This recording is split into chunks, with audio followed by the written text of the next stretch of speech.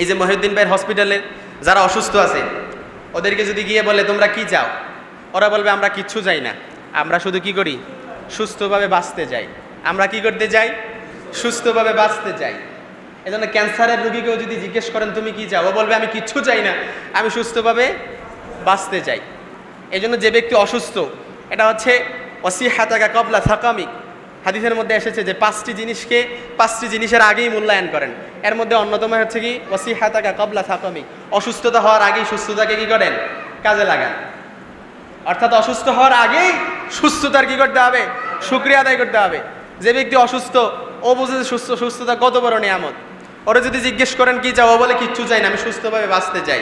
আমি কি করি, সুস্থভাবে বাঁচতে চাই। কত বড় লোক আছে, কত মিলিয়ন বিলিয়ন কোটি ডলারের মালিক আছে, ওদেরকে যদি যখন অসুস্থ হয় বলে আমার সব টাকা নিয়ে যাও, সব ধন সম্পত্তি সব কিছু যা আছে সব নিয়ে যাও, আমারে শুধু কি করো, সুস্থভাবে বাঁচতে দাও।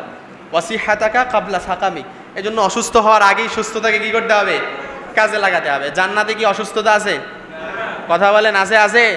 নাই, জান্নাতে অসুস্থতা নাই। আর জান্নাতে কেউ বৃদ্ধ হবে না। 3 নাম্বার যেটা জান্নাতে নাই সেটা কি, জান্নাতে কেউ কি হবে না, বৃদ্ধ হবে না। সবাই কি হবে, 33 বছরের তাগড়া নওজোয়ান হবে। সুবহানাল্লাহ পড়বেন না? 33 বছরের তাগড়া নওজোয়ান সবাই হবে। জান্নাতে কি হবে না, কেউ বৃদ্ধ হবে না, সুদর্শন যুবক হবে 33 বছরের। সুবহানাল্লাহ বিহামদি। এজন্য 3টি জিনিস জান্নাতে নাই। এর প্রথম নাম্বারই হচ্ছে জান্নাতে কোনো মৃত্যু নাই। জান্নাতে কি নাই, কোনো মৃত্যু নাই। দ্বিতীয় নাম্বার, জান্নাতে কোনো অসুস্থতা নাই। এজন্য সুস্থতাকে সব সময় কাজে লাগাতে হবে। সুস্থ থাকা অবস্থায় সব সময় আল্লাহ তাআলার নিয়ামতের শুকরিয়া আদায় করতে হবে। ওয়াসিহাতাকা ক্বাবলা সাকামিক। 3 নাম্বার হচ্ছে জান্নাতে কোনো বৃদ্ধ কেউ হবে না, সবাই 33 বছরের তাগড়া নওজোয়ান হয়ে জান্নাতে প্রবেশ করবে। 33 বছরের তাগড়া নওজোয়ান হবে, যুবক হবে, যার রক্ত টকবগে থাকবে, জান্নাতের ঘোড়া দিয়ে সে চলাচল করবে। সুবহানাল্লাহ পড়েন। এই জন্য এমন জান্নাত আরদুহাস সামাওয়াতু ওয়াল আরদ, যে জান্নাতটা আকাশ জমিন পর্যন্ত বিস্তৃত, এমন জান্নাত যে জান্নাতে সবাই আমরা যেতে চাই, সবাই গিয়ে যেতে চাই, সবাই জান্নাতে ঢুকতে চাই। যদি প্রশ্ন করা হয় আপনি জান্নাতে যান, জি হুজুর জান্নাতে যাই। আচ্ছা, জান্নাত যদি আমরা দুনিয়া থেকে এই একটু যে আখিরাতে যদি in the day of judgement, in the day of resurrection, কিয়ামতের ময়দানে যদি আল্লাহ তাআলা আমাদেরকে একেবারে সলিউশন কিংবা আমাদেরকে আদেশ দিয়ে দেয় যে তোমাদের জন্য জান্নাত, আর কিছু লাগে? কথা বলেন। জান্নাত যদি পেয়ে যায় আর কিছু লাগবে? আর কিছু লাগবে না, শুধুমাত্র কি চাই, জান্নাত চাই। তো আল্লাহ তাআলা ফর্মুলা দিলেন, জান্নাতে কারা যাবে? উইদ্দাত লিল মুত্তাকিন, শুধুমাত্র মুত্তাকিনদের জন্য এই জান্নাত, শুধুমাত্র মুত্তাকিনদের জন্য এই জান্নাত। জান্নাত হচ্ছে একটা সাম্প্রদায়িক জায়গা। জান্নাত একটা কি জায়গা?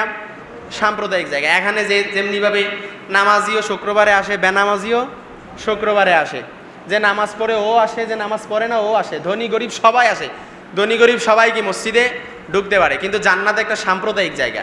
জান্নাত একটা কি জায়গা? সাম্প্রদায়িক জায়গা, যেখানে উইদ্দাত লিল মুত্তাকিন, মুত্তাকি ছাড়া আর কেউ ঢুকতে পারবে না। মুত্তাকি ছাড়া আর কেউ ঢুকতে পারবে? কোনো চোর আল্লাহর জান্নাতে যেতে পারবে? কোনো চাঁদাবাজ আল্লাহর জান্নাতে যেতে পারবে? কোনো সুদখোর আল্লাহর জান্নাতে যেতে পারবে? কোনো ঘুষখোর আল্লাহর জান্নাতে যেতে পারবে? কোনো টেন্ডারবাজ আল্লাহর জান্নাতে যেতে পারবে?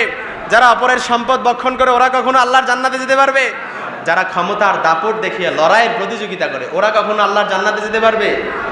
উইদ্দাত লিল মুত্তাকিন, শুধুমাত্র মুত্তাকিনদের জন্য এই জান্নাত তৈরি করে রেখেছেন কে?